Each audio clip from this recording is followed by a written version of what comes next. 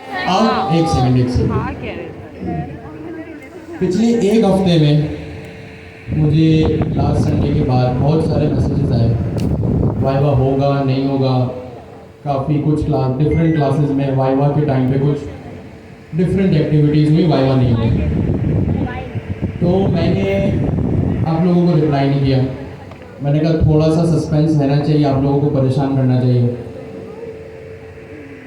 अब सर जिया की और स्पेशली सर अमीन की, क्योंकि सर अमीन ही जो है वो हम पूरी फैकल्टी की टीम को सर जिया के सामने प्रेजेंट करते हैं। तो सर जिया की और सर अमीन की एक इंटरनल डिस्कशन हुई, और वो इंटरनल डिस्कशन जो भी थी उसका एंड रिजल्ट ये था कि ये टीचर्स के ऊपर है, जो स्लॉट के लीड टीचर्स हैं उनके ऊपर ही है कि वो वाइवा को कंडक्ट करें अभी के लिए या ना करें।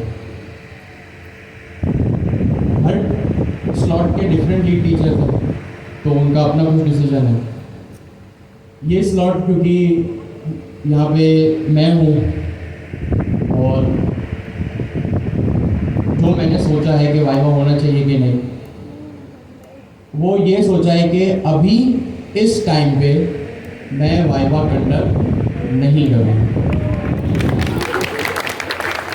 नहीं करने का मतलब ये नहीं है कि वाइवा कैंसिल हो गया और कभी भी नहीं होगा। जैसे आज सरप्राइज मिला ना कि वाइवा नहीं होगा, तो इसी दिन आते के साथ ये सरप्राइज भी मिलेगा कि 10 मिनट के अंदर वाइवा होगा। तो इस चीज़ के लिए भी रेडी रहिए। अच्छा, इसकी जो भी डिस्कशन है, जो भी पीछे बिहाइंड द सीन वर्किंग है, वो काफ़ी सोच समझ के हम इस डिसीजन पे पहुँचे, क्योंकि एकदम वाइवा की जो हाइप थी और उसके बाद जो ये डिसीजन चेंज हुआ, इसके पीछे काफ़ी कुछ इंटरनल वर्किंग है, कुछ रीजन है, जिसकी वजह से अभी के लिए मैं फिर कह रहा हूँ, अभी के लिए वाइवा कंडक्ट मैं नहीं कर रहा हूँ। ठीक है। अब इसका एक मेन रीज़न ये भी है क्योंकि जो हमारे इस पूरे कोर्स का मेन मकसद है आर्टिफिशियल इंटेलिजेंस, उसकी पढ़ाई को जल्द से जल्द शुरू करना, और इंडस्ट्री में जाने के लिए आप लोग ऑलरेडी तो रेडी, हमने आपको क्वार्टर 2 के बाद से कर दिया है। अब आप जा रहे हैं या पहले से ही हैं, या आपको अगर कोई क्लाइंट मिल चुका है, या फिर आपकी नई नई इंटर्नशिप लगी है, या फॉर वॉट एवर रीज़न अगर आप मार्केट में नहीं जा रहे, वो टोटली आपके ऊपर है। हमने आपको क्वार्टर 2 के एंड में वो सारी चीज़ें डिलीवर कर दी हैं जो आपको मार्केट में इंडस्ट्री में टेक ऑफ करने के लिए इनफ है। जाहिर सी बात है, ये इंडस्ट्री, आईटी इंडस्ट्री ऐसी है जिसकी पढ़ाई लाइफ टाइम ख़त्म नहीं होती। वेब डेवलपमेंट इतनी वास्ट है, आप लोगों को हर चीज़ का आइडिया। तो आज वाइवा हम कंडक्ट नहीं कर रहे, हम आज से जो है वो अपनी एजेंटिक एआई की पढ़ाई शुरू करेंगे। जब हमने वाइवा कंडक्ट करना होगा तो हम कर लेंगे, आपको बता दिया जाएगा, ये आपको सरप्राइज भी दे दिया जाएगा कि भाई आज आपका वाइवा। ठीक है, तो ये बात एक आप लोगों से शेयर करनी थी। और अगर मैं ये बात बाद में, बस इतनी डिस्कशन, आप लोगों को नॉलेज काफ़ी थी कि आज वाइवा नहीं होगा, आज से एजेंटिक एआई की पढ़ाई है। अच्छा, इट मीन्स ये नहीं है कि आप लोगों ने जो पिछले एक हफ्ते में तैयारी की वो ज़ाया है। पढ़ाई, इल्म कभी ज़ाया नहीं होता। आपको मैं एक चीज़ हम बार बार कह रहे हैं, आप लोगों ने अगर माशाल्लाह से वाइवा की तैयारी अच्छी से अच्छी भी की तो आप लोग मार्केट के लिए तो माशाल्लाह रेडी हैं। तो ये नॉलेज आपको किसी इंटरव्यू में काम आएगी। इल्म कभी ज़ाया नहीं होता। अगर अभी वाइवा के लिए नहीं, अगर आपने सिर्फ वाइवा का सोच के तैयारी की है ना, तो ऐसा नहीं करना चाहिए था। आप अपनी कुछ भी तैयारी करें, चाहे वो छोटे से छोटा मेरा किया हुआ होमवर्क करें, या सर जिया का कोई असाइनमेंट बनाएं, या किसी एग्जाम की तैयारी करें। आपका जो एंड रिजल्ट होना चाहिए वो मार्केट में जाना होना चाहिए। अब सपोज करें आपने वाइवा की ऑब्जेक्ट ओरिएंटेड की इतनी अच्छी तैयारी है, इन फ्यूचर अपकमिंग वीक्स में, अपकमिंग डेज में अगर आपको किसी इंटरव्यू की कॉल आती है और वो आपसे सवाल करता है, तो वो क्या नॉलेज आपको वहाँ कम नहीं आएगी? बिल्कुल आ जाएगी। तो इल्म कभी भी ज़ाया नहीं होता। और इवन कि अभी जो हम पढ़ाई करने जा रहे हैं वो पूरी की पूरी फुल फ्लैश ऑब्जेक्ट ओरिएंटेड है। तो अभी जो आपने ऑब्जेक्ट ओरिएंटेड के कॉन्सेप्ट पिछले 2-3 क्लासेस में पढ़े हैं, अभी जो है वो आप उसको देख लेंगे। ठीक है, आज जो हम शुरू करने जा रहे हैं वो हमारी एजेंटिक एआई की पढ़ाई शुरू कर रहे हैं। ठीक हो गया जी? तो ये कुछ बातें आपसे शेयर करेंगे। अच्छा जी, आजकल आप लोगों को पता ही होगा कि आज से नहीं बल्कि पिछले कुछ 3 साल से 3.5 साल से एक प्रोडक्ट बड़ा मार्केट में धूम मचाया जिसका नाम है चैट जीपीटी। चैट जीपीटी के बाद फिर आया गूगल का जेमिनी, फिर उसके बाद मेटा आया, फिर उसके बाद को पायलट भी आया, फिर ग्रॉक अभी रिसेंटली आया, डीपसीक आया। ये सारी चीज़ें बिलोंग करती है एआई से, यानी आर्टिफिशियल इंटेलिजेंस से। अच्छा, आर्टिफिशियल इंटेलिजेंस कोई आज की टेक्नोलॉजी नहीं है। आर्टिफिशियल इंटेलिजेंस जो टेक्नोलॉजी है वो काफ़ी सालों से इवॉल्व कर रही है, यानी इंडस्ट्री में वो है। आर्टिफिशियल इंटेलिजेंस में 2 अल्फाज, एक आर्टिफिशियल और एक दूसरा इंटेलिजेंस। इंटेलिजेंस से मुराद है जहानत। क्या मुराद है, क्या मतलब है इसका? जहानत। आर्टिफिशियल का मतलब है मसनूई, यानी वो चीज़ रियल में एग्जिस्ट नहीं करती, उसी की एक कॉपी है जो एग्जिस्ट करती है, मतलब रियल में वो चीज़ नहीं। जैसे कुछ फ्लावर्स होते हैं ना, वो एक तो असली होता है, एक आर्टिफिशियल होता है। जैसे आपने सुना ही होगा मसनूई बारिश, तो वो बारिश हकीकत में नहीं है, मतलब वो रियल बारिश नहीं है, वो एक जो भी मैकेनिज्म है उसका जिससे वो बारिश होती है, जो भी आसमान में बादल बनता है और फिर उससे वो बारिश होती है, उसको मसनूई बारिश कहते हैं। यानी वो नेचर की तरफ से बारिश नहीं होती, वो क्रिएट की जाती है। तो आर्टिफिशियल का मतलब क्या होता है? मसनूई। तो इस पूरे अल्फाज का क्या मतलब है? मसनूई जहानत। क्या मतलब है इसका? मसनूई जहानत। एक तो वो इंटेलिजेंस, अच्छा ये किसके पास है, कहाँ है, क्यों है? आर्टिफिशियल इंटेलिजेंस यानी मसनूई जो जहानत दी गई है वो हमारे मशीन्स या प्रोग्राम्स को दी गई है, हमारे सॉफ्टवेयर्स को दी गई है। किसको दी गई है? हमारी मशीन को या सॉफ्टवेयर। एक इंटेलिजेंस तो वो है जो मेरे और आपके पास है, एक इंटेलिजेंस वो है जो हमारी मशीन को दी गई है। यानी हमारे मशीन से मतलब मेरा मुराद है हमारे जो सॉफ्टवेयर हैं, जो एप्लीकेशंस हैं, या मशीन का मतलब जो रोबोट्स हैं, जो गाड़ियां हैं, वो भी हमारे, जो हमारे मोबाइल फ़ोन है वो भी मशीन है। तो इस चीज़ का ये मतलब है कि हमारे सॉफ्टवेयर को, हमारी एप्लीकेशंस को या हमारी मशीन्स को जो है वो ये इंटेलिजेंस प्रोवाइड की गई है। अब हमारे पास जो इंटेलिजेंस है वो नेचर की तरफ से, ठीक है। इंटेलिजेंस और आर्टिफिशियल इंटेलिजेंस का क्या मतलब है कि वो चीज़ें जो आप मशीन को दी गई। अब क्या जहानत दी गई है मशीन को, ठीक है। हमने ये तो सुन लिया, आपको पता भी होगा, मैंने भी अभी बोल दिया कि मशीन को जहानत दी है। क्या दिया गया है भाई?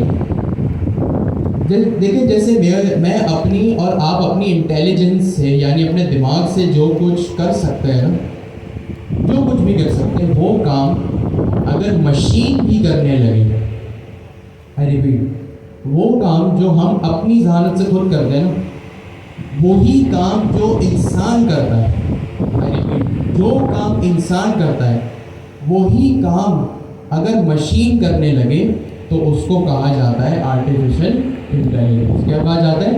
Artificial intelligence. मशीन के पास तो कोई नेचुरली जहानत नहीं है, मशीन के पास तो कोई सहूलत नहीं है। हम मशीन को जो है वो दिमाग प्रोवाइड करते हैं, मशीन को ज़हीन बनाते हैं।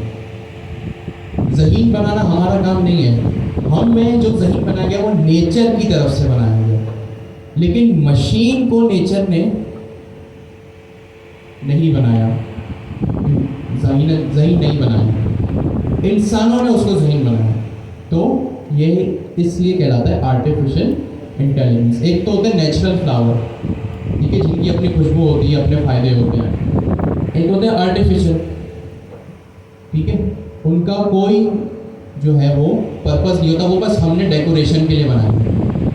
तो ये चीज़ होती है आर्टिफिशियल। और इंटेलिजेंस का मतलब ज़हानत। मशीन वो काम जब करने लगे जो इंसान कर सकते हैं, तो वो चीज़ हो जाती है आर्टिफिशियल इंटेलिजेंस। हम अपनी ज़हानत से क्या क्या काम कर सकते हैं? हम अपनी ज़हानत से चीज़ों को सोच सकते हैं, थिंकिंग कर सकते हैं, नंबर 1। नंबर 2, हम क्या कर सकते हैं? चीज़ों को समझ सकते हैं। तो हम चीज़ों को देख सकते हैं, ठीक है, हम अपने पुराने एक्सपीरियंस से अपना आने वाला फ्यूचर बेहतर बनाते हैं, ठीक है, हम चीज़ों को सेंस करते हैं, हम बोल सकते हैं, हम दूसरों की सुन सकते हैं। तो ये सारी चीज़ें क्या हम अपनी ज़हानत से करते हैं। जैसे चीज़ों को देखना, समझना, बोलना, ट्रांसलेशन करना, ठीक है, अपने पास्ट एक्सपीरियंस से अपने फ्यूचर को बेहतर बनाना, ये हम क्या करते हैं? अपनी इंटेलिजेंस के थ्रू करते हैं। तो आपकी मशीन भी अगर आप उसको इंटेलिजेंस प्रोवाइड कर दें तो वो ये काम कर सकती है। तो ये होता है आर्टिफिशियल इंटेलिजेंस। जो चीज़ इंसान कर सके अपनी ज़हानत से, वो मशीन भी अगर करने लगे तो वो आर्टिफिशियल इंटेलिजेंस होता है। अब इंसान अपनी ज़हानत से क्या क्या कर सकता है? सोच सकता है, ठीक है, बोल सकता है, समझ सकता है, चीज़ों को बना सकता है, अपने पास्ट एक्सपीरियंस से अपने फ्यूचर को बेहतर बना सकता है। तो ये बहुत 4-5 चीज़ें हैं जो मैंने बताई, और भी चीज़ें हो सकती हैं, ठीक है। तो ये होता है आर्टिफिशियल इंटेलिजेंस। आर्टिफिशियल इंटेलिजेंस क्या होता है, ज़रा अपने बराबर वाले डिस्कस करें।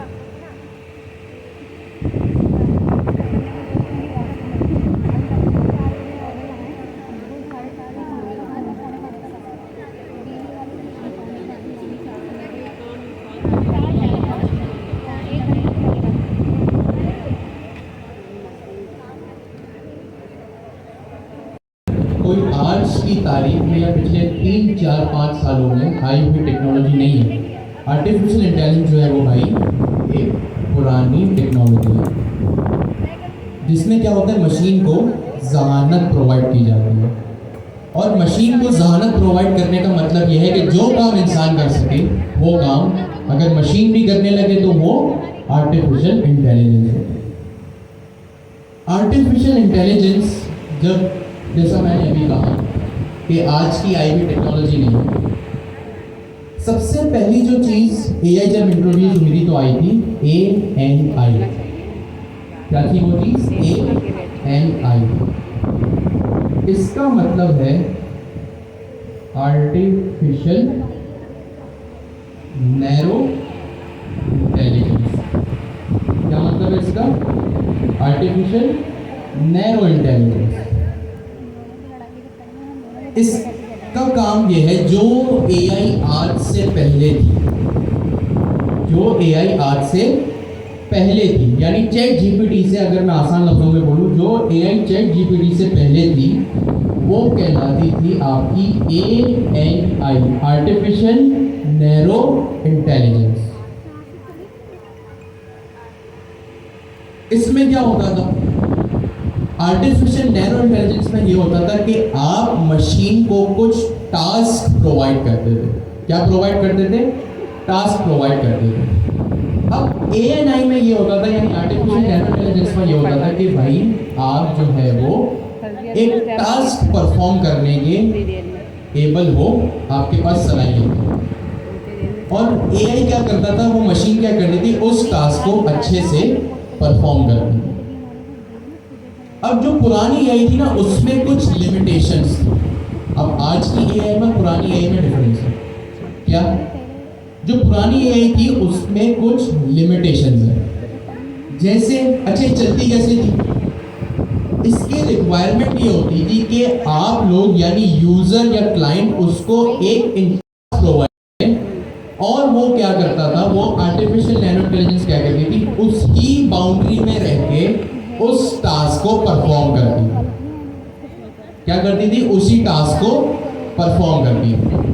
अपनी सलाहियत से बाहर जाके कुछ परफॉर्म करना, एडॉप्ट करना, ये आर्टिफिशियल नैरो इंटेलिजेंस की सलाहियत में से नहीं है।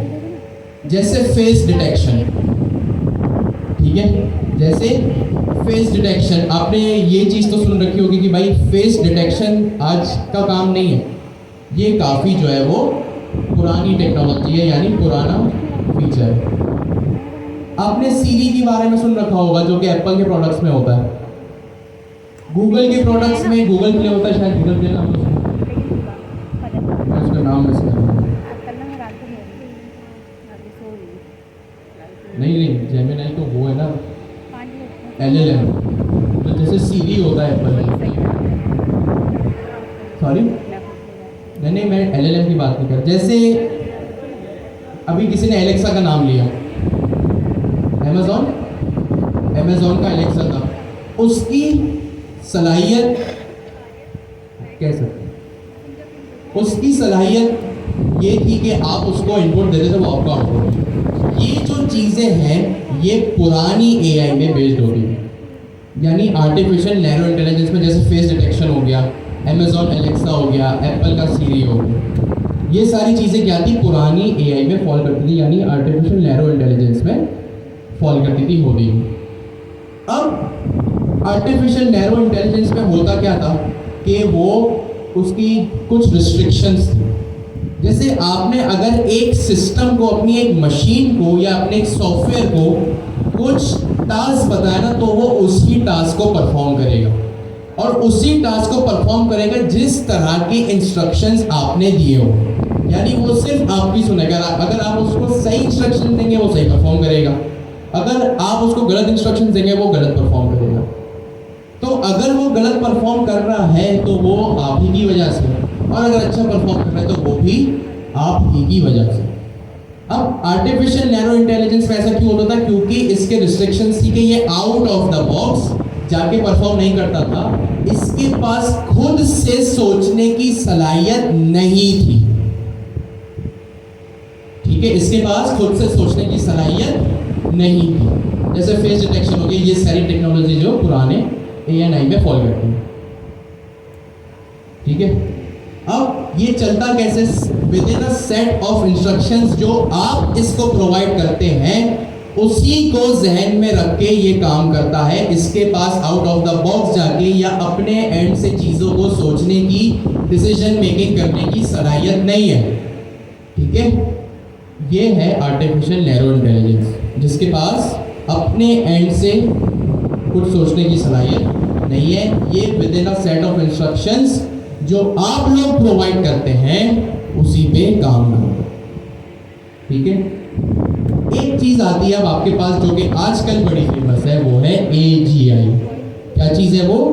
AGI यानी आर्टिफिशियल जनरल इंटेलिजेंस। क्या चीज है ये? Artificial general intelligence.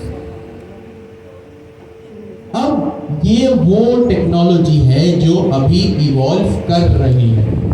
ठीक है, आर्टिफिशियल जनरल इंटेलिजेंस अभी पूरी तरह से इवॉल्व नहीं हुई, यानी इंडस्ट्री में नहीं आई।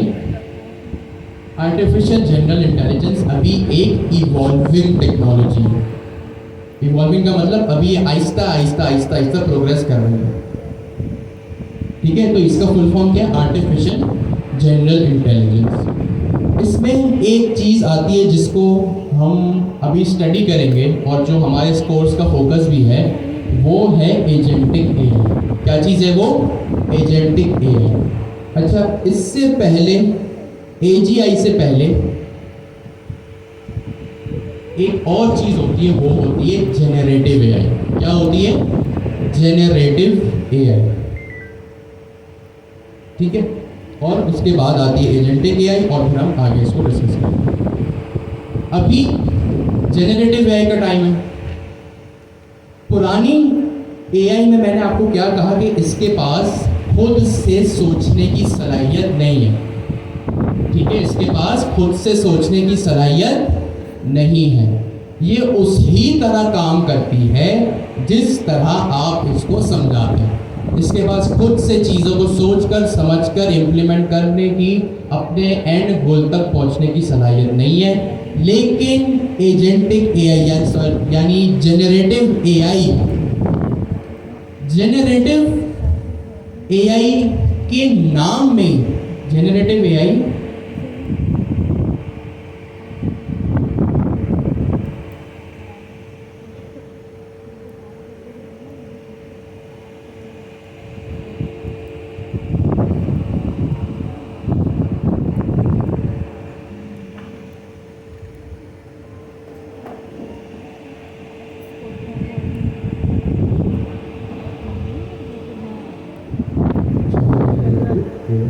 अच्छा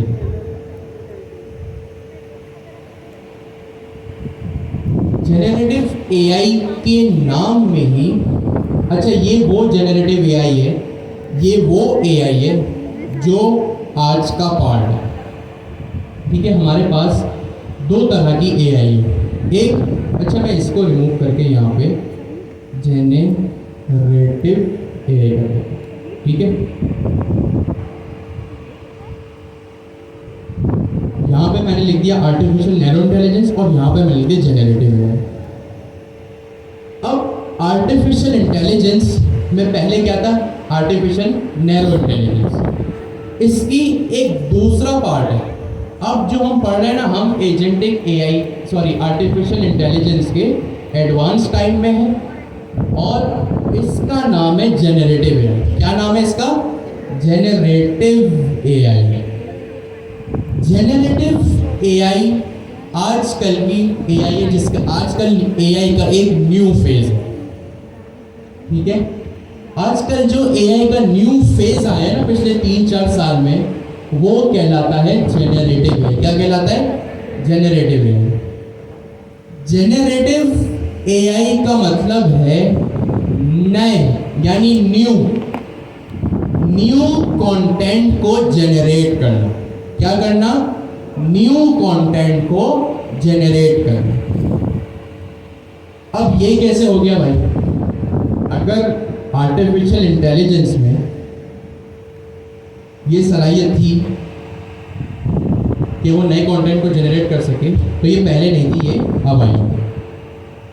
जेनरेटिव एआई अब वो फेज है जिसमें हम आज हैं। जेनरेटिव एआई का मतलब है न्यू कंटेंट को जनरेट करना, यानी न्यू का मतलब वो कंटेंट जो कभी भी पहले एग्जिस्ट नहीं करता कहीं पर भी। उस टेक्नोलॉजी से अगर आप एक टेक्नोलॉजी से, सवाल है आपका? जी मैं उसी पे। जेनरेटिव एआई का क्या मतलब है? न्यू कंटेंट को जनरेट करना, यानी वो कंटेंट जो कहीं भी पहले एग्जिस्ट ना करता। अब न्यू कंटेंट को कैसे जनरेट करेगा? जाहिर सी बात है, अगर उसके पास सोचने की सलाहियत होगी तो ही वो जनरेट करेगा।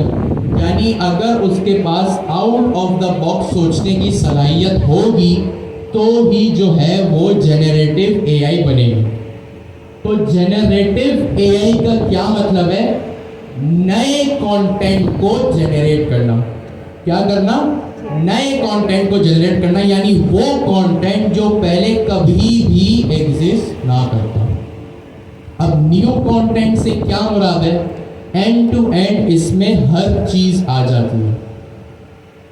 हम अगर बिल्कुल सिंपल से एडवांस पे जाएं तो इसका कोई ये बनेगा कि जेनरेटिव एआई का मतलब ये कि नए कंटेंट को जनरेट करना। नए कंटेंट में सबसे पहली चीज़ क्या आती है? कोई भी एक एसे लिख देना।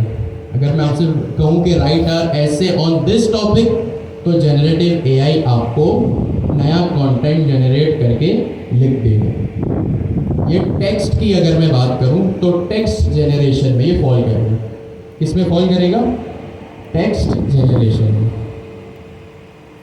टेक्स्ट जनरेशन क्या करेगा कि भाई मुझे एक फला टॉपिक पे एक एसे लिख दो। ठीक है, अगर हम थोड़ा और आगे आए तो इसके पास कोड लिखने की भी सलाहियत है।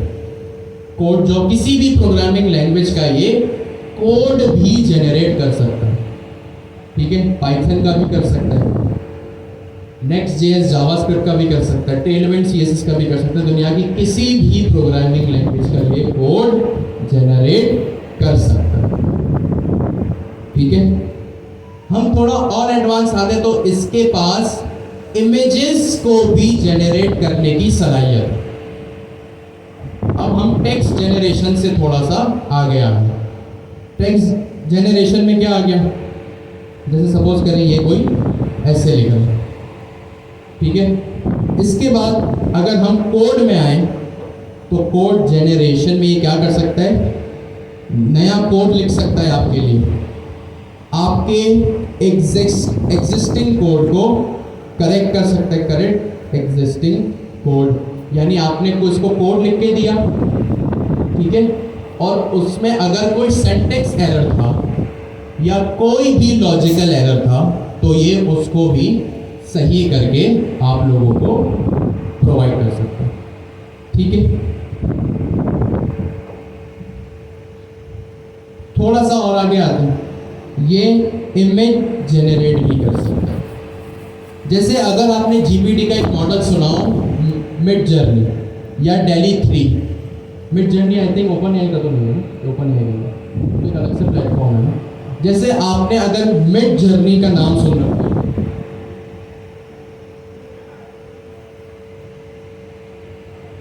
मिड जर्नी एक प्लेटफॉर्म है जो कि आपको नई इमेजेस जनरेट करके दे सकता है, ठीक है।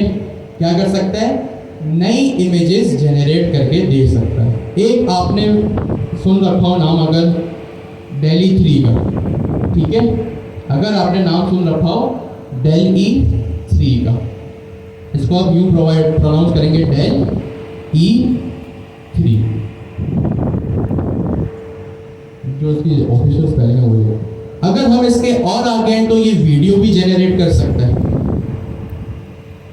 ठीक है, वीडियो जनरेशन, यानी बात कहां से शुरू हुई थी, सिंपल टेक्स्ट जनरेशन से, आहिस्ता आहिस्ता हम कोड जनरेशन पे आए, फिर हम इमेज जनरेशन पे आए, फिर उसके बाद हम वीडियो जनरेशन पे आए। वीडियो जनरेशन के भी इसके बहुत सारे प्लेटफॉर्म्स हैं, जैसे अगर ओपन एआई का ही अगर हम कोई मॉडल देखें तो आपने नाम सुना होगा सौरा वीडियो जनरेशन का, ठीक है, सौरा वीडियो जनरेशन। और भी इसके बहुत सारे मॉडल्स होंगे, मैं फिलहाल आपको एक एक नाम ही बताऊंगा। अब इसके पास और भी काफ़ी सलाहियत है। ट्रांसलेशन तो पहले भी होता था, लेकिन ये आपको ट्रांसलेट करके भी दे सकता है। ट्रांसलेशन शायद टेक्स्ट जनरेशन में अगर आप लोग रख लें तो भी सही है, अलग से रखें तो भी सही है। हाँ, तो ये ट्रांसलेशन वो क्या करता है, कॉन्टेक्स्ट के अकॉर्डिंग करके देता है। तो ये वो सारे, अच्छा इसमें फिर वही बात मैं दोबारा जिसके लिए मैंने आर्टिफिशियल नैरो इंटेलिजेंस भी समझाया आपको, आर्टिफिशियल नैरो इंटेलिजेंस के पास ये सलाहियत नहीं थी। अगर आपने अपने किसी एप्लीकेशन को ट्रेन कराया ना फेस डिटेक्शन के लिए या अपनी मूवमेंट डिटेक्शन के लिए या सिर्फ और सिर्फ उससे बातचीत करने के लिए, तो वो ये भी करेगा। फिर वो और इसके बाद और भी बहुत सारी चीज़ें कि वो म्यूज़िक भी जनरेट कर सकता है, ठीक है, नया म्यूज़िक जो कभी भी जो है वो एग्जिस्ट ना करता हो, किसी की आवाज़ में वो म्यूज़िक जो उसने गाया ही ना हो। आपने सोशल मीडिया पे देख रखा होगा कि भाई एक फला पर्सनैलिटी जिसका सिंगिंग से कोई लेना देना नहीं है, लेकिन उसकी भी आवाज़ में जो है वो सोशल मीडिया पे जो मीम्स बनते हैं वो गाना गा रहा है, ठीक है, क्या नाम था, डीप फेक, ठीक है। तो ये और भी यहाँ पे बहुत सारी चीज़ें हैं जो आर्टिफिशियल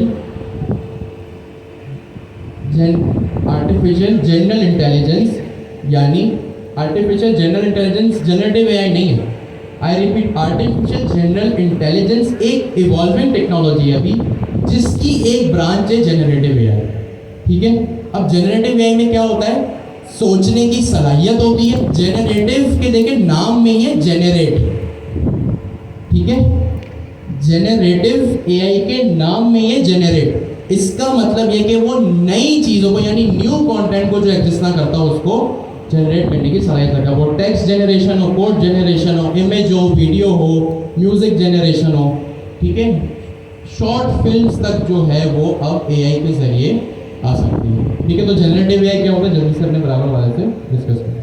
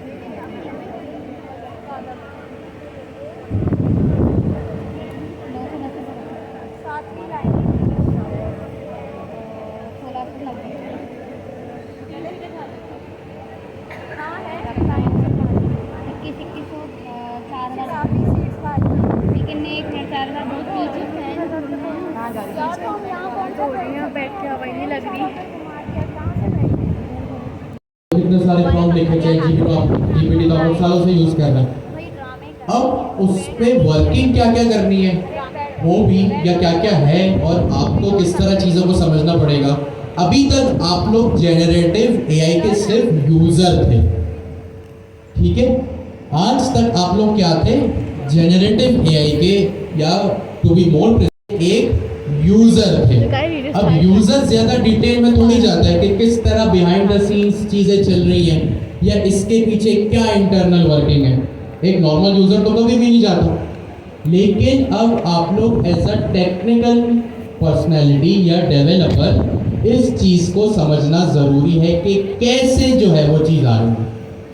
और अभी जो ये बात हो रही है, अगर कल को आप अपने किसी क्लाइंट को पिच करेंगे, अमीन भाई ने बोला ना, हर क्लास बिजनेस क्लास होगी, और हमें उस पर्सपेक्टिव से भी सोचना है कि अभी जो क्लास का डिस्कशन चल रहा है, चाहे वो थ्योरी में हो रहा हो या कोडिंग में हो रहा हो, वो फ्यूचर में अपने किसी प्रोजेक्ट में, अब प्रोजेक्ट वो चाहे आपका कोई गवर्नर हाउस का ही कोई असाइनमेंट हो वो, या अगर कल को आपको अगर किसी क्लाइंट को कन्विंस करना हो, तो किस तरह जो है वो आप उसको पिच करेंगे।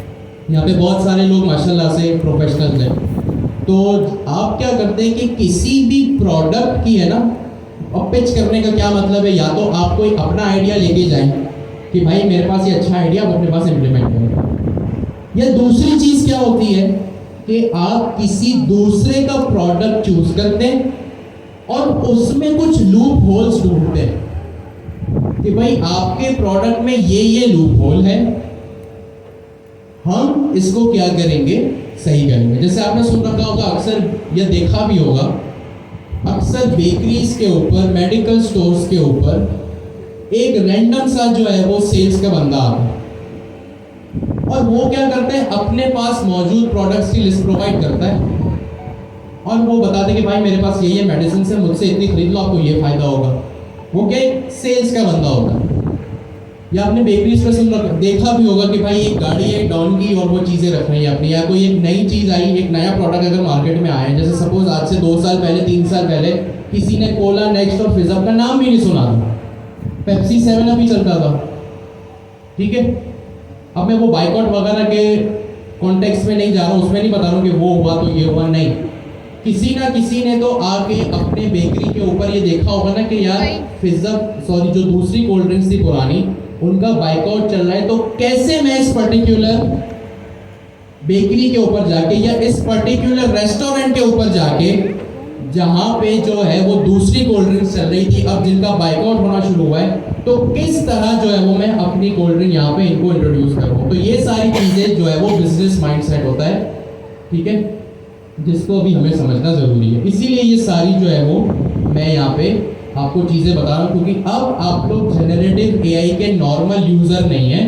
अब आप लोग खुद जो है वो आने वाले कुछ हफ्तों महीनों में अपने खुद के एआई वेबसाइट्स, वेब एप्लीकेशंस या प्रोडक्ट्स बना रहे होंगे। तो बात कहाँ से शुरू हुई थी? Artificial intelligence. आर्टिफिशियल इंटेलिजेंस में 2 चीज़ें, एक आर्टिफिशियल नैरो इंटेलिजेंस, एक artificial general intelligence. Artificial narrow intelligence पुरानी है, आर्टिफिशियल जनरल इंटेलिजेंस नई वाली है जो भी चल रही है। उसकी एक ब्रांच है जेनरेटिव एआई। जेनरेटिव एआई के नाम में ही जेनरेट है, जिसका मतलब है नए कंटेंट को जेनरेट करना। क्या करना? नए कंटेंट को जेनरेट करना, चाहे वो इमेज हो, टेक्स्ट हो, वीडियो हो, म्यूजिक हो, कुछ भी हो, ठीक है, अभी हम या कोड हो आपका, ठीक है। तो ये सारी चीजें क्या है? जनरेटिव एआई में फॉल करती हैं। अब ऐसी क्या चीज है जो जनरेटिव एआई के पीछे,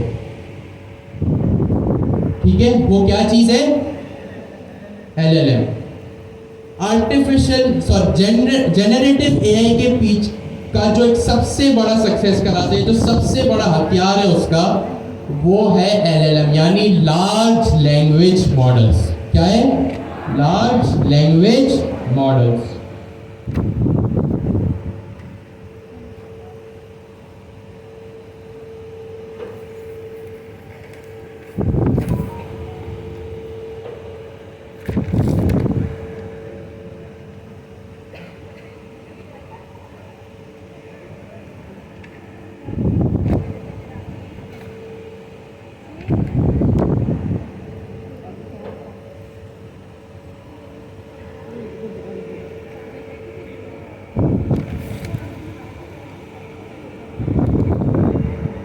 लार्ज लैंग्वेज मॉडल्स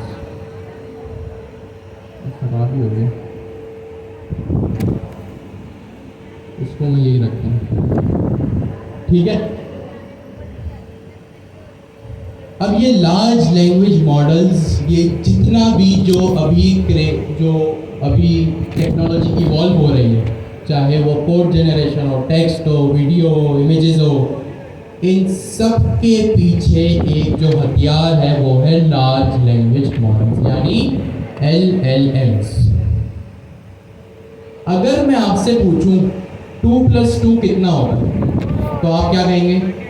4। अगर मैं आपसे पूछूं Next.js में सर्वर साइड रेंडरिंग क्या होती है, तो जो भी आप जवाब देंगे वो देंगे। अगर अभी आपका वाइवा हो रहा होता तो आप जो भी जवाब देते वो सोच कर देते। आप कहाँ से सोचते? अपने दिमाग से। कहाँ से सोचते? अपने दिमाग से।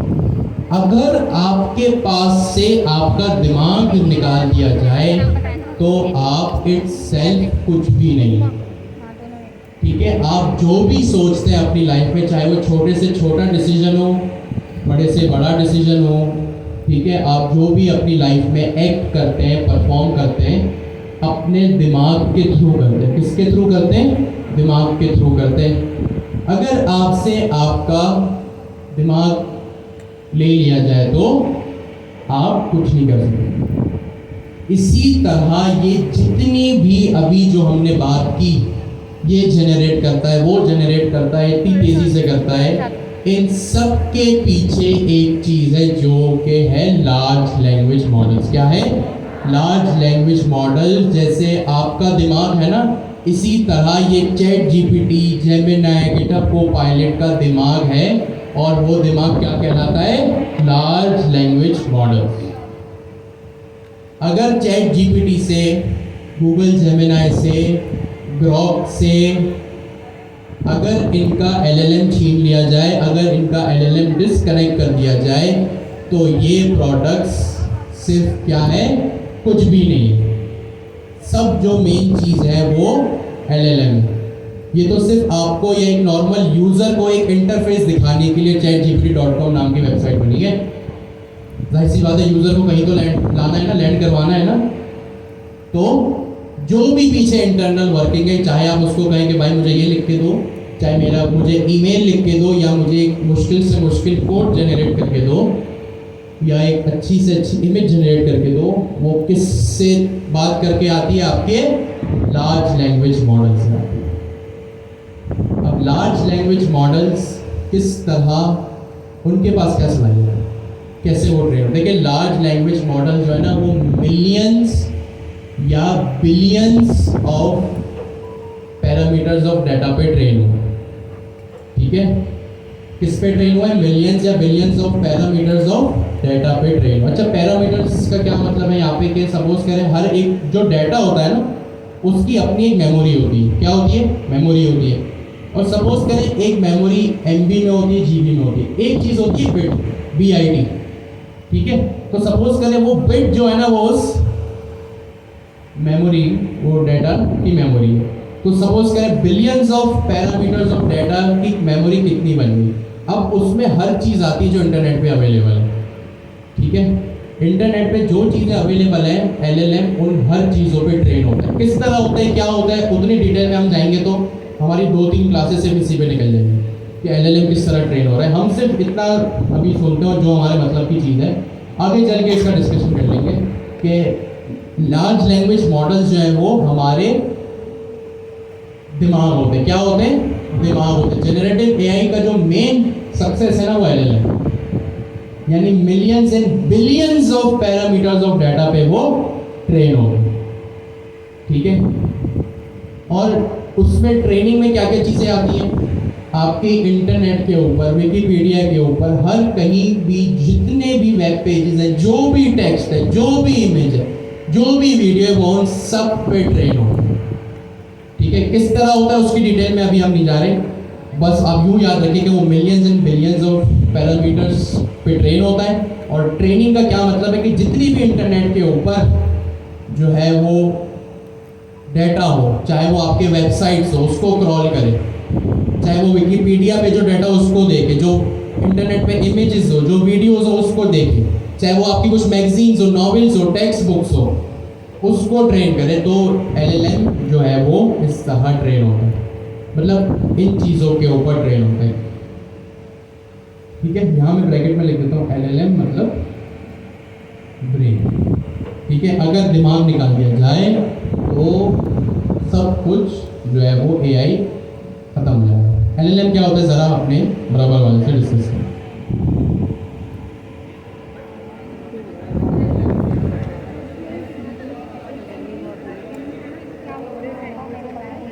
ट्रेनिंग का मतलब होता है इंटरनेट पे जो भी डाटा, ठीक है, चाहे वो वेबसाइट्स में हो, चाहे वो विकिपीडिया में हो, चाहे वो इमेजेस हो, वीडियोज हो, म्यूजिक हो, उस पर वो ट्रेन होगा, वो गो थ्रू करना है, उसका आसान लगता है।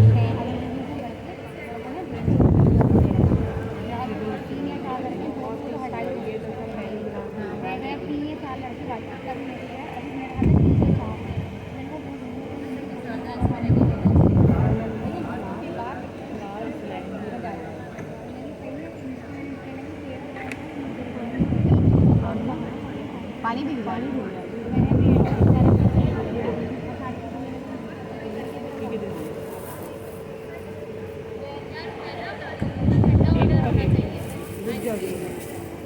उसका दिमाग है LLM. LLM million and billions of parameters of data के ऊपर ट्रेन होता है और इस चीज़ के लिए आपको बहुत सारी हाई क्वालिटी की जो है वो कंप्यूटेशनल पावर, चाहे वो आपके कंप्यूटर्स हो, आपके सर्वर्स हो, आपकी इलेक्ट्रिसिटी की कॉस्ट हो इतना, और millions and billions of dollars की इन्वेस्टमेंट लगती है। आज तक सिर्फ कुछ ही कंपनीज हैं जिन्होंने LLMs बनाए। जैसे एक तो सबसे पहले ओपन एआई। अच्छा, ओपन एआई क्या है? ओपन एआई उस कंपनी का नाम है जिसने चैट जीपीटी को बनाया। ठीक है, ओपन एआई क्या है? जैसे एप्पल एक कंपनी है और उसका एक प्रोडक्ट है ना आईफोन, तो इसी तरह जैसे टोयोटा एक कंपनी है, उसका एक प्रोडक्ट है करोला या एस फॉर्च्यून, तो इसी तरह ओपन एआई एक कंपनी है, उसका एक प्रोडक्ट है चैट जीपीटी, जिसको हम बड़े एक्सटेंसिवली यूज करते हैं। कुछ ही कंपनीज ऐसी हैं जिन्होंने अपना लार्ज लैंग्वेज मॉडल बनाया, जैसे डीप सीक आपने सुना, ठीक है, वो चाइना की कंपनी है, नाम मैं जहन में नहीं सकती। फिर आपने गूगल का नाम सुना जिसका जेमिनाई है। आपने एलन मस्क, ट्विटर का नाम एलन मस्क जो स्पेस एक्स टेस्ला का ओनर है, उसने अभी ग्रॉक जो है वो रिलीज़ किया कुछ महीनों पहले। इसी तरह डीप सीक आपने देखा, चाइना की एक कंपनी है जिन्होंने जो है वो अपना एक LLM रिलीज़ किया, प्रोडक्ट रिलीज़ करा। माइक्रोसॉफ्ट, मेटा, लामा, इस तरह और भी कुछ ही ऐसी कंपनीज है जो हमारे फिंगर टिप्स पे ही हैं, जिन्होंने इस वक्त लार्ज लैंग्वेज मॉडल बनाया हुआ है और चल रहा है। ठीक है, लार्ज लैंग्वेज मॉडल्स को ट्रेन करना आसान काम नहीं है, एक बहुत मुश्किल काम है और कुछ ही लोगों ने इसको ट्रेन किया। अच्छा, अब हम क्या करते हैं? LLM जो है वो हमारा ब्रेन। अब आप बात करते हैं LLM से, किससे बात करते हैं? LLM से, यानी दिमाग से। भाई मैं आपसे पूछूं 2+2, आप जो भी जवाब देंगे। मैं पूछूं आपसे भाई पाइथन में टपल्स क्या होते हैं, सेट क्या होते हैं, तो आप अपने दिमाग से जवाब देंगे। अब एक चीज़ इसमें ऐसी है जो आप कह रहे हैं ना कि डीप लर्निंग आती है। क्या आती है? Deep learning. डीप लर्निंग सिर्फ एक लाइन में ये सुन लें, ज़्यादा डिटेल्स नहीं जाने कि डीप लर्निंग वो चीज़ है जो इंसानों की तरह सोचने पे उसको मजबूर करती है, सलाहियत देती है। ठीक है, LLM क्या है? एक तो दिमाग है, और दिमाग से सोचने की सलाहियत किसके थ्रू दी गई है? डीप लर्निंग के थ्रू। किसके थ्रू? डीप लर्निंग के थ्रू। और डीप लर्निंग की एक टाइप होती है ट्रांसफॉर्मर। क्या टाइप होती है? ट्रांसफॉर्मर। ये सारी चीज़ें पता होना ज़रूरी है। आगे आप जब कोड कर रहे होंगे, कोई भी मसला आएगा या कोई भी आपको जो रिजल्ट अचीव होगा, तो आपको पता होना चाहिए कि इंटरनल वर्किंग क्या है। ठीक है, LLM, ठीक है, एक चीज़ होती है डीप लर्निंग। क्या होता है? डीप लर्निंग एक वो चीज़ है जो आसान लफ्ज़ों में इंसानों की तरह सोचने की सलाहियत प्रोवाइड करता है। और डीप लर्निंग की एक टाइप होती है, क्या होती है? ट्रांसफॉर्मर। क्या होती है? ट्रांसफॉर्मर्स। ट्रांसफॉर्मर्स डीप लर्निंग की एक टाइप है। ठीक है, अब आप अपनी जो बात करते हैं वो जाती है ट्रांसफॉर्मर्स के पास और फिर LLM के पास। हम डायरेक्ट इसको रखेंगे, बस ये आपको बताने के लिए था कि आगे ये आप कभी भी जब AI की बात कर रहे होंगे या किसी की बात सुन रहे होंगे, तो आपको ये चीज़ें पता होना ज़रूरी है। जनरेटिव AI जो मेन कंपोनेंट है वो LLM है। क्या है? LLM बात करेगा किससे? LLM कैसे होगा? किस तरह उसके पास सलाहियत है? डीप लर्निंग के थ्रू। डीप लर्निंग की एक टाइप है ट्रांसफॉर्मर। ठीक है, अब ट्रांसफॉर्मर में आप, मैंने क्या कहा, आप इसको मैसेज भेजते हैं, आपको वो जवाब देता है। तो आज तक जब भी आप चैट जीपीटी को अपना कोड देते थे या उससे अपना ईमेल लिखवा देते या उसको अपना एक कोई पैराग्राफ समराइज करने को बोलते थे, तो एज अ यूज़र आपको क्या लगता था? आप जो है वो एंटर प्रेस करते हैं और जवाब आ जाता है। अब आप जब भी चैट जीपीटी से बात करेंगे, आप ये चीज़ भी नोट करेंगे कि जैसे ही आपने जो है वो अपनी क्वेरी भेजी, तो वो क्वेरी कहाँ पे गई होगी? ट्रांसफॉर्मर्स के पास और LLM के पास। अगर हम आसान लफ्ज़ों में बोले तो आपकी जो क्वेरी गई वो किसके पास गई? LLM के पास। किसके पास गई? LLM के पास। अब वो अपने दिमाग से आपकी बात को एनालाइज करेगा और फिर आपको जवाब देगा।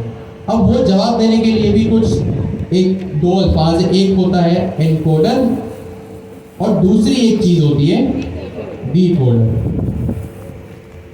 एनकोडर का मतलब ये है कि आपने जब उसको सवाल पूछा, कोई भी अपनी क्वेरी भेजी, तो उसने क्या किया? उसको एनकोड किया। क्या किया? एनकोड किया। एनकोडर का मतलब एनकोड किया यानी वो आपकी बात को समझ रहा है। वो क्या कर रहा है? समझ रहा है। आप चैट जीपीटी गए, आपने लिखा हेलो, आप चैट जीपीटी के ऊपर गए, अभी चैट जीपीटी में सिर्फ ऐसे नाम ले रहा हूँ, ये जेमिनाई भी हो सकते हैं, ये ग्रॉक भी हो सकते हैं, डीपसीक भी हो सकता है, ठीक है। मैं चैट जीपीटी सिर्फ एक नाम ले, या आप अपने किसी भी एआई असिस्टेंट के पास गए, चलो मैं यूँ कह लेता हूँ तो उसमें सवाल है, आप अपने किसी भी एआई असिस्टेंट के पास गए, आपने जैसे ही अपनी क्वेरी लिखी वो एलएलएम के पास जाएगी। अब वो इस तरह जाएगी कि वो बीच में एक एनकोडर और डिकोडर होगा। क्या होगा? एनकोडर और डिकोडर। एनकोडर का मतलब होता है आपकी बात को समझना, ठीक है, अंडरस्टैंड यूजर क्वेरी, ठीक है। एनकोडर का मतलब क्या होता है? जो यूजर की क्वेरी को समझे। और डिकोडर का मतलब क्या होता है? रिप्लाइंग टू यूजर क्वेरी, जो यूजर की क्वेरी को समझे। भाई सबसे पहले तो मैं आपको जो भी कहूँगा, आपसे जो भी सवाल करूँगा कि भाई पाइथन में ये चीज़ क्या होती है, पाइथन में फंक्शन क्या होता है, तो सबसे पहले तो आप मेरी बात को सुनेंगे कि पाइथन में फंक्शन क्या होते हैं। मेरे सवाल को आप सबसे पहले सुनेंगे। तो वो जो सुनना है ना भाई, वो एनकोड करना है। क्या है? एनकोड करना है कि आपने मेरी सबसे पहली बात को सुना, ये आपने की एनकोडिंग। क्या की? एनकोडिंग। फिर उसके बाद जब आप मुझे जवाब देंगे ना कि भाई फंक्शंस ये होते हैं, तो वो क्या होगा? डिकोडिंग होगा। वो क्या होगा? Decoding, simple. तो आप जब एलएलएम से बात करते हैं तो एलएलएम जो है वो एक डीप लर्निंग के थ्रू या डीप लर्निंग के मैकेनिज्म को यूज करके जो है वो आपको जवाब देता है। उसमें होता है ट्रांसफॉर्मर, और ट्रांसफॉर्मर में होते हैं एनकोडर और डिकोडर। सिंपल, एनकोडर, डिकोडर, और ये चार चीज़ें क्या है जो हमने डिस्कस की जल्दी से अपने बराबर वाले से। एक दूसरे को रिप्लाई नहीं कर सकते ना, तो सबसे पहले हमें क्या करना पड़ेगा? एक दूसरे की बात सुननी पड़ेगी। ये जो बात सुनने का और एनालाइज करने का प्रोसेस है, ये एनकोडिंग कहलाता है। क्या कहलाता है? एनकोडिंग। अब जाहिर सी बात है, सवाल पूछा तो जवाब भी आना है, ठीक है। तो अब जो जवाब देने का प्रोसेस है, ये कहलाता है डिकोडिंग। क्या कहलाता है? डिकोडिंग। या लिखा भी अंडरस्टैंड यूजर क्वेरी, कि भाई आपने मुझे इमेज जनरेट करने का कहा, तो सबसे पहले मैं उसको समझूंगा। ये जो सोचने समझने की सलाहियत है ना, ये ही जनरेटिव एआई है, ठीक है। फिर उसके बाद समझ लिया, एनकोडिंग हो गई। उसके बाद अब जवाब देने की बारी आई, तो वो चीज़ क्या कहलाएगी? डिकोडिंग कहलाएगी। क्या कहलाएगी? डिकोड। भाई यहाँ एनकोड, एनकोड का मतलब क्या है कि भाई मेरी किसी बात को कोड करो। आपने सुना होगा ना इनक्रिप्ट डिक्रिप्ट। इनक्रिप्ट का मतलब, या व्हाट्सएप पे आपने देखा होगा इनक्रिप्टेड मैसेजेस, तो उस इनक्रिप्टेड का मतलब क्या है? चीज़ को छुपाना। तो यहाँ इन कोड में वो क्या करेगा? एनालाइज करेगा। डिकोड का मतलब क्या है? किसी भी चीज़ को जो है वो उसका रिप्लाई करना, जवाब देना इस कॉन्टेक्स्ट में। तो एनकोडिंग का मतलब चीज़ को सुनना और समझना, डिकोड का मतलब उस चीज़ का जवाब देना, ठीक है। 3:16 हो रहे, 10 मिनट का ब्रेक करें, फिर हम सेकंड फेज में जो है वो कोडिंग करेंगे। हेलो तक नॉर्मल बना देते हैं और डायरेक्ट उसमें हम अपना फ्रेमवर्क की लाइब्रेरी को इंस्टॉल फ्रेमवर्क को इंस्टॉल करेंगे, और फिर दूसरी चीज़ हम डायरेक्ट अपना एजेंट बनाएंगे और उसको रन करके उसमें से आउटपुट निकालेंगे। लेकिन नेक्स्ट क्लास में हम डायरेक्ट काम नहीं करेंगे। नेक्स्ट क्लास में हम जो काम करेंगे वो एक वर्चुअल इन्वायरमेंट के थ्रू करेंगे। ये मेरा बैग है। किस चीज़ के थ्रू करेंगे? वर्चुअल इन्वायरमेंट के थ्रू। ये वर्चुअल इन्वायरमेंट क्या होता है, कैसे होता है, वो जब हम काम करेंगे उस पर तो देख लेंगे। पीछे रखा होगा। अच्छा जी, इसके फिर क्या फ़ायदे हैं, इससे क्या बेनिफिट है, वो हम जब डायरेक्ट कर सकते हैं तो क्यों वर्चुअल इन्वायरमेंट, वो हम जो भी डिटेल्स है नेक्स्ट क्लास में देखेंगे। सबसे पहली चीज़, जिस तरह Q1 से हमारे पास ऑफिशियल रेपोजिटरीज है जिसको हम फॉलो करते हैं, जैसे पहले टाइपस्क्रिप्ट की थी, फिर नेक्स्ट.जेएस की आई, फिर मॉडर्न एआई पाइथन की आई। इसी तरह हमारे पास एक और इस क्वार्टर के लिए हमारी एक ऑफिशियल रेपोजिटरी है, जो आप गूगल के आगे लिखेंगे लर्न एजेंटिक एआई। क्या लिखेंगे आप? लर्न एजेंटिक एआई, और जो ये वाली जो रेपोजिटरी है learn agentic AI using डेपर agentic cloud agent, और ये डाका का आर्किटेक्चर है, ये जो है वो हमारी ऑफिशियल रेपोजिटरी है, जिसके ऑफकोर्स करता करता सारे मास्टरमाइंड सर दिया है हमारे। सबसे पहले आप आए और इस रेपोजिटरी को स्टार्ट करें, ठीक है, ताकि ये रेपोजिटरी और हायर रैंक हो सके। इसमें आप कमेंट्स देखें कितने, ऑलमोस्ट 1700 कमेंट्स हैं इसमें, यानी आपको तो अंदाज़ा लगा कि इसमें कितना काम हो रहा है, और अभी भी इसमें और काम काफ़ी बाकी है। ये पूरी यहाँ पे इसकी जो है वो अबाउट लिखी हुई है, और ये वो टीम मेंबर्स हैं जिन्होंने इस रेपोजिटरी को तैयार किया, ठीक है। सरजिया की टीम है पूरी जो सरजिया के साथ काम करती है। इसमें सरजिया हैं, कासिम भाई है, अमीन भाई हैं, और भी बहुत सारे टीचर्स हैं। ये हमारे जुनेद भाई माशाल्लाह से भी बड़े टैलेंटेड हैं, लाहौर में होते हैं, ठीक है। ये पूरी सरजिया की टीम है, और ये पूरी वो रेपोजिटरी है जिसको हम जो है वो फॉलो करेंगे। ये रेपोजिटरी के सिर्फ फोल्डर्स हैं, ये रेपोजिटरी नहीं है, घना जंगल है। एक दफ़ा आप अगर इसमें आ गए तो फिर इससे एग्जिट लेने का कोई रास्ता नहीं है। ये इतनी डीप है, इसमें एजेंट्स एआई भी है, इसमें क्लाउड भी है, इसमें एआई फर्स्ट भी है, क्लाउड फर्स्ट भी है, और इसमें डाटा का आर्किटेक्चर भी है, इसमें हर चीज़ मौजूद है, और ये भी अभी इवॉल्व भी कर रही है। ठीक हो गया जी। तो सबसे पहले यहाँ पे कुछ स्टेप्स हैं, लेट्स गेट स्टार्टेड। इसमें कुछ थ्योरी लिखी हुई कि कब आपको कौन सा एआई मॉडल क्यों चूज करना चाहिए। फिर इसमें ओपन है एजेंट्स की कुछ कोडिंग की हुई है डायरेक्टली, जो डॉक्यूमेंटेशन से भी आपको मिलेगी। फिर ओपन एआई की एपीआई है, और जो है यहाँ पे जो सबसे पहली चीज़ जो जिसमें अभी हम स्टडी करेंगे वो step 01 AI agents first. Step 01 को हम यहाँ से स्टडी करेंगे, और यहाँ पे हमारे पास बहुत सारे स्टेप हैं, सॉम, UV, open router, lite LLM, hello agent. ठीक हो गया। ये हमारी क्या है, सर जिया की तरफ से दी गई ऑफिशियल रेपोजिटरी लर्न एजेंटिक की। अब जाहिर सी बात है हम क्लास में भी कुछ कोडिंग करेंगे, तो हमारी भी क्लास की एक रेपोजिटरी होनी चाहिए। तो वो मैंने ऑलरेडी यहाँ पे बना दी है, और यहाँ पे सारे लिंक्स जो हैं वो मैंने अवेलेबल कर दिए ऑफिशियल। आप लोगों की काफ़ी शिकायत होती है कि ये लिंक नहीं मिल रहा, हम वहाँ फंस गए। तो जो ऑफिशियल रेपोजिटरी का लिंक है वो ये रहा, देख रहे हैं आप, लर्न एजेंटिक एआई, ये वो है जो रेपोजिटरी मैंने आपको बोला। अभी जो मैंने आपको एजेंटिक एआई का पहला स्टेप दिखाया, एआई एजेंट फर्स्ट, जिसमें हमने यूवी को देखा, अभी उसके फोल्डर को देखा, स्वम को देखा, ओपन राउटर, लाइट एलएलएम को देखा, वो चीज़ ये है। किस तरह अभी हम ओपन जो है वो जेमिनी की एपीआई की को गेट करेंगे, उसके कुछ स्टेप्स यहाँ पे लिखे हुए हैं। ओपन है एजेंट्स जो हमारा फ्रेमवर्क है, वो सारे लिंक्स मैंने यहाँ पे अवेलेबल कर दिए। यूवी को आप कैसे इंस्टॉल करेंगे इस पे हम अभी सारी डिस्कशन करेंगे। तो ये जो हमारी क्लास की ऑफिशियल रेपोजिटरी है, इसको मैंने कॉपी करके अभी आप लोगों के ही सामने जो है वो डिस्कॉर्ड के ऊपर पेस्ट कर दिया। डिस्कॉर्ड के ऊपर संडे 2 to 5 इसमें अनाउंसमेंट आई, फिर मैं यहाँ पे आया और मैंने यहाँ पे इस रेपोजिटरी को आपके सामने पोस्ट कर दिया।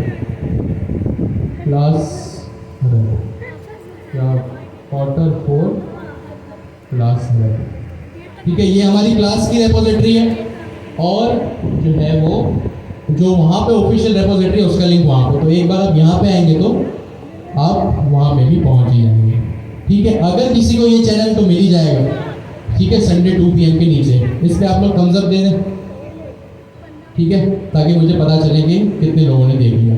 अगर फॉर एनी रीज़न यहाँ पे जो है वो लोगों को मुश्किल हो रही है, तो मैं यहाँ पे इस चैनल को, जो हमारा मैसेजेस का चैनल है जो आप सबके लिए भी ओपन है, यहाँ पर भी है, इसको मैं टैग कर देता। अनाउंसमेंट आई, go to Sunday afternoon announcement channel, ठीक है। अब जैसे आप अनाउंसमेंट आई पे क्लिक करेंगे, देखिए मैंने इस पर क्लिक करा तो मैं यहाँ पे आऊँगा, ठीक है।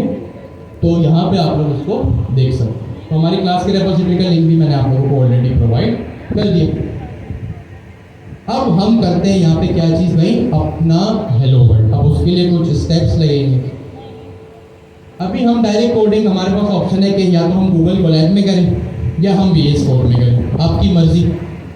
अब सबसे पहली बात, जब भी हम एजेंट बनाएंगे तो एजेंट, अभी मैं बताऊंगा क्या होता है, एक दो लाइन में ज़्यादा लंबी। एजेंट के लिए सबसे पहली चीज़ ज़रूरी होगी, आपको कोई मॉडल सेलेक्ट करना पड़ेगा। अब हम उसमें भी, या कोई जो है वो आप लोगों को कोई प्लेटफॉर्म सेलेक्ट करना पड़ेगा, जैसे चैट या AI असिस्टेंट सेलेक्ट करना पड़ेगा, जैसे चैट GPT का हो गया या गूगल जेमिनी का हो गया। उसके भी कुछ मॉडल्स हैं, हम वो भी देख लेंगे। उन मॉडल्स के लिए आपको API की चाहिए होगी, अभी मैं वो भी करके दिखाऊंगा। और सबसे पहले जाहिर सी बात है, आप जब जेमिनी के सर्वर पे या OpenAI के सर्वर पे रिक्वेस्ट भेजेंगे, ऑफ कोर्स हम API यूज़ करेंगे या जो भी क्लास यूज़ करेंगे उसके पीछे इंटरनल वर्किंग API है। तो आप लोगों को ये बात पता है, कभी भी किसी भी सर्वर से कम्युनिकेट करने के लिए आपको इंटरनेट की ज़रूरत होती है। तो ये काम आपका विदाउट इंटरनेट, चाहे आप यहाँ हो या घर पे हो, विदाउट इंटरनेट ये काम नहीं होगा, ठीक है। क्योंकि हम क्या कर रहे हैं, OpenAI के सर्वर पे या गूगल के सर्वर पे या DeepSeek के सर्वर पे रिक्वेस्ट भेज रहे हैं और वो हमको रिस्पॉन्स दे रहा है। ये चीज़ तो हमने Q2 में भी पढ़ी थी। जब भी रिक्वेस्ट रिस्पॉन्स API की बात होगी तो जाहिर सी बात है, सर्वर टू सर्वर से कम्युनिकेशन करने के लिए हमें एक इंटरनेट की ज़रूरत होती है। क्यों होती है? क्योंकि वो HTTPS प्रोटोकॉल्स होते हैं और HTTPS तो इंटरनेट पे ही हो चलता है, उसको नेटवर्क जब तक ना हो मिलेगा कैसे चलेगा, ठीक है। तो सबसे पहली चीज़, ये काम भी मैंने हमारी जो क्लास की ऑफिशियल रेपोजिटरी, जो हमारी क्लास की संडे आफ्टरनून की रेपोजिटरी है, उसमें ये काम कर रखा है। सबसे पहले दोनों लिंक्स मैंने आपको प्रोवाइड कर दिए। फिर यहाँ पे बात आती है गूगल जेमिनी की। आप OpenAI की को भी इस्तेमाल कर सकते हैं, आप जेमिनी की को भी इस्तेमाल कर सकते हैं। अब OpenAI की जो यहाँ पे API की है वो पेड है। पहले वो फ्री में देते थे, आज से 2 साल पहले, बट अब उन्होंने क्या किया, उसको पेड कर दिया। यानी अब आपको अगर उसकी API की चाहिए तो आपको $20 पे करने पड़ेंगे, जो कि तकरीबन पाकिस्तानी 5,700 रुपये बनते हैं, ठीक है। तो आपके पास ये भी ऑप्शन है, जो 4-5 दोस्त हैं यहाँ पे, वो आपस में $5-5 $4-4 जमा करें और $20 की API की खरीद लें।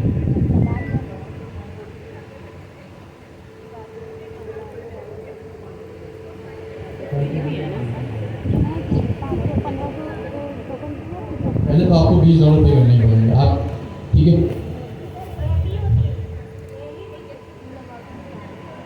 अलग अलग तरह के मॉडल्स होते हैं और उसके हिसाब से वो चार्ज करते हैं। ईयरली, वो पूछने ईयरली होते हैं मंथली होते हैं। अब यहाँ पे AI मॉडल वो खोल लेना, OpenAI की प्राइसिंग मॉडल, जो API की जो उसकी चाहिए होती है ना उस हिसाब से, वरना वो क्या करेगा, जो रिक्वेस्ट रिस्पॉन्स के टोकन के चार्ज है ना वो लगा देगा, ठीक है। अभी जो हम यूज़ करेंगे वो गूगल जेमिनी की यूज़ करेंगे क्योंकि ये फ्री है, ठीक है। अब आप इसमें जितनी भी रिक्वेस्ट भेजें, जितना भी रिस्पॉन्स भेजें, ये हमेशा फ्री है। ये जो है वो आपको कभी भी चार्ज, हाँ गूगल जेमिनी की भी कुछ पेड मॉडल्स हैं, लेकिन OpenAI के सारे पेड हैं। ऐसा नहीं कि जेमिनी के सारे फ्री हैं, कुछ फ्री है कुछ पेड है। लेकिन हम जो फ्री मॉडल्स हैं वो भी बहुत अच्छी ट्रेनिंग है, उनकी भी ट्रेनिंग बहुत अच्छी हुई है और उनसे हमारा काम चल सकता है, ठीक है। तो सबसे पहले आप आएंगे, यहाँ मैंने लिंक प्रोवाइड किया हुआ है अपनी संडे आफ्टरनून की रिपोजिटरी में। आप यहाँ पे आएंगे गूगल AI स्टूडियो। जैसे मैं यहाँ आया तो मेरे पास, मैं इस पेज पे आ जाऊँगा, ठीक है। यहाँ पे आप इस की को कैसे गेट करोगे भाई, इस पेज पे तो आ गए। यहाँ पे वो स्टेप्स भी लिखे हुए मैंने, रिट्रीव API की, click on Gemini API dots. इस पेज पे आप जब आएंगे तो आपको टॉप राइट कॉर्नर पे ये बटन दिखेगा, जेमिनी API डॉट। वो देखिए टॉप राइट कॉर्नर पे वो बटन है, आप यहाँ पे आ जाएं और आपको ये चीज़ मिल जाएगी। अब जैसे ही आप यहाँ पर आए तो आप इस पेज के ऊपर आ जाएंगे। इसके बाद क्या है, उसका स्टेप है भाई, click on get a Gemini API की button. Get a Gemini API की, क्या कोई ऐसा बटन है यहाँ पे? ये रहा, ठीक है। तो यहाँ पे आपने क्या किया, इस पे क्लिक करें। ठीक है, आपने यहाँ पे क्लिक किया और आप यहाँ पे इस पेज के ऊपर आ गए।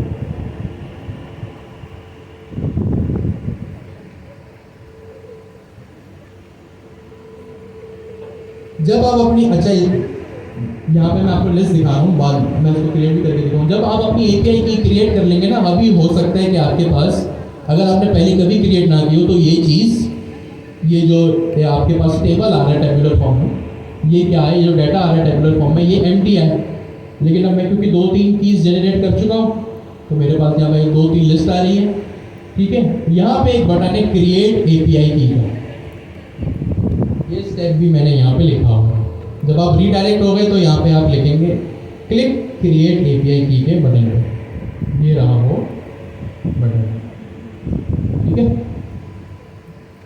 क्रिएट एपीआई की, मैंने यहाँ पे क्लिक किया तो मेरे पास यहाँ पे एक डायलॉग बॉक्स अपेयर हो जाएगा और यहाँ से आप अपनी एपीआई की जनरेट कर सकते हैं। आप अपनी एपीआई की जनरेट करेंगे, हो जाएगी। मेरे पास ऑलरेडी जनरेट कर चुका हूँ मैं। मे भी आप जब इस पर क्लिक करें ना, तो वो आपको कोई प्रोजेक्ट क्रिएट करने को कहें। ठीक है, मे भी, तो आप यहाँ पे कोई भी अपने गूगल क्लाउड पे प्रोजेक्ट क्रिएट कर दीजिएगा बहुत आसानी से। आपने सिंपली जाके नाम करना, क्रिएट का बटन लगाना। अब वो आपके पास आए ना आए, तो इसलिए वो स्टेप मैंने रखा नहीं है। जिसको कुछ कंफ्यूजन हो डिस्कॉर्ड पे पूछ लीजिएगा। मेरे पास यहाँ पे ऑलरेडी एक एपीआई की है, तो यहाँ पे जनरेट कर चुका हूँ मैं। तो देखिए आज की डेट आ रही, मैंने आज ही एक एपीआई की जनरेट करी और ये फ्री का है। ठीक हो गया जी। अब जब एपीआई की आपको मिल जाएगी, तो आप जब यहाँ पे इस पर क्लिक करेंगे, ठीक है, ये एपीआई की जो लिस्ट आ रही है ना, इस पर आप क्लिक करेंगे तो यहाँ पे ये डायलॉग बॉक्स आपके पास अपेयर हो जाएगा। एपीआई की आप यहाँ से कॉपी कर लीजिएगा।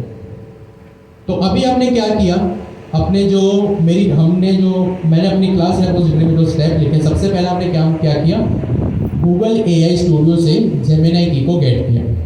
भाई जाहिर सी बात है, आप एजेंट बनाएंगे, एजेंट्स को क्या कहेंगे, एजेंट किससे बात करेगा, एलएलएम से, और एलएलएम अभी हम गूगल वालों का यूज़ कर रहे हैं।